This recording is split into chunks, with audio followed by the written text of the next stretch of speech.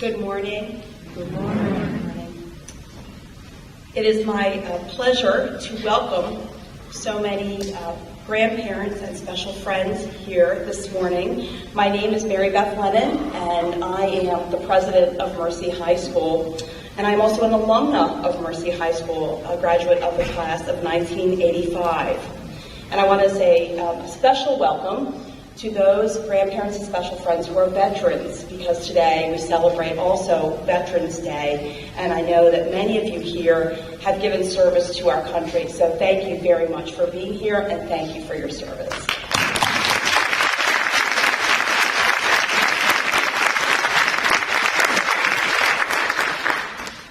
So I have an admission to make. This is my very first Grandparents' Day. Very first Grandparents' Day in my life. No such activity existed here at Mercy High School when I was a student, nor was there such an event at St. Joseph's School in Cockeysville when I was a student there in the 1970s and 80s. But if there had been such an activity, I would have been a student without a grandparent. When I was growing up, my grandparents who were alive were in Ireland, in their small cottage on a very tiny, very green patch of farmland by the River Shannon.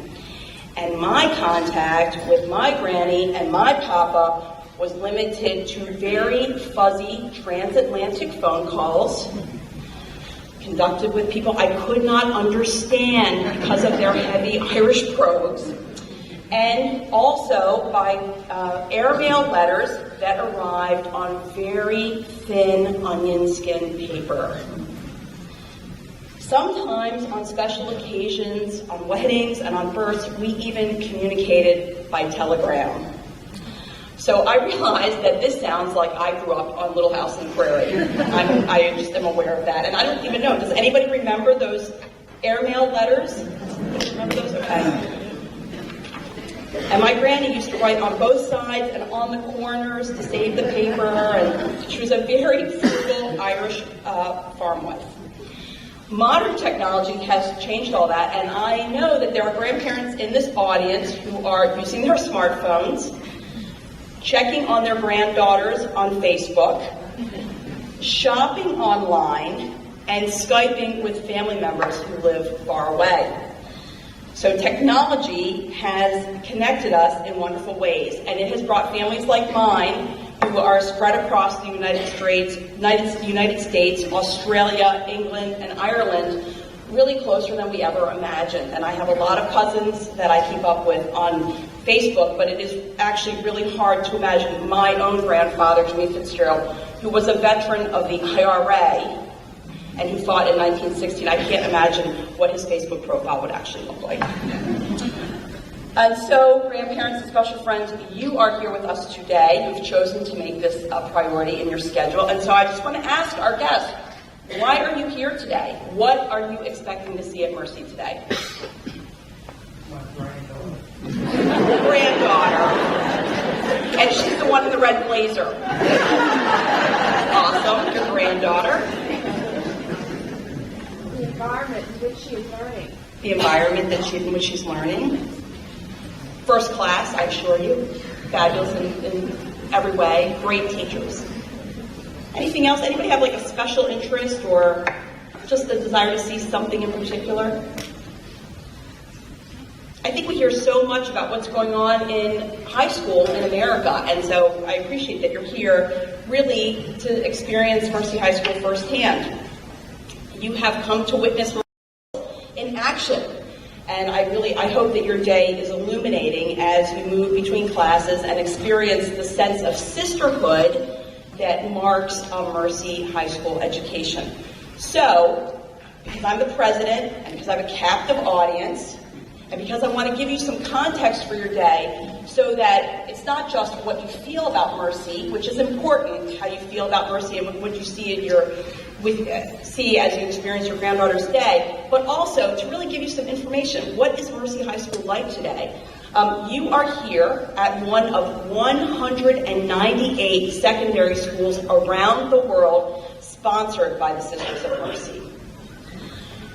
You are here today in our 55th academic year, where we proudly carry on the tradition of educational excellence established by the Sisters of Mercy throughout the world, and particularly here in Baltimore through Mount St. Agnes High School. And we see ourselves as the inheritors of that legacy of excellence from Mount St. Agnes.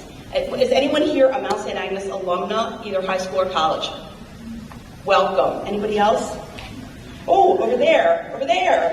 Great. So, terrific. Welcome. I just was at the Mount St. Agnes high school alumni reunion on Sunday. So I'm so glad that you're here and that your granddaughters are here.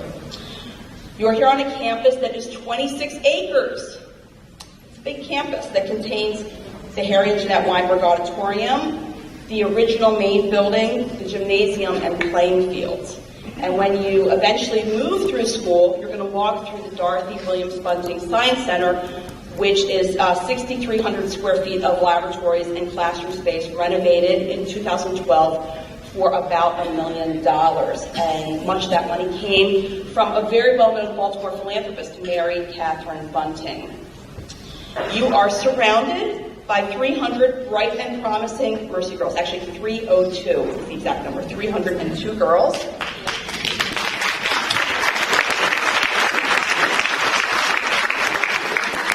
In what I consider to be the new Mercy uniform, because some of you may remember the old brown and white uniforms, but these are the new uniforms that were introduced in the 1990s. And they are part of a sisterhood of 7,700 Mercy High School alumni in Baltimore and around the world. And those alumni are very accomplished women. And I know when I tell you about, in particular, one alumna, I hope that you see what the future can hold for your granddaughter. And so we have diplomats and doctors and NASA leaders and teachers. But here in Maryland, we are proud that the highest ranking jurist in the state of Maryland, the chief of the Maryland Appellate Court, which is the Maryland Supreme Court, is a Mercy girl, Mary Ellen Santiago Barbera, from the class of 1969. And I will tell you, when her appointment was announced in one of the courthouses where one of our alumni worked, the women stood up and cheered because they saw that a barrier had been broken for women. And so we are very proud of Chief Justice Barbera. And you come to us at a time marked by innovation with academic and co-curricular offerings in the sciences, dance, drama, athletics, and the humanities that are recognized for their excellence. I mean, you're going to see teaching in the classroom that is far beyond what I could have imagined as a student here in the 1980s. So I'm going to say to you, it is a good time to be a Mercy girl, to be a Mercy grandparent, and to be a Mercy friend. The founder of the Sisters of Mercy was a visionary woman named Catherine McCauley. And she had, ladies, what did she have? She had a bold vision. She had a bold vision. She worked in Dublin to shelter and educate women and girls in need. And she did so surrounded by her family, her nieces, and her nephews. 200 years later, the ties that bind family and close friends to the work of Mercy are even more important. They're even more important in this world in which we find ourselves today. So I want to thank you very sincerely for being here with us today and for being part of Mercy. Thank you.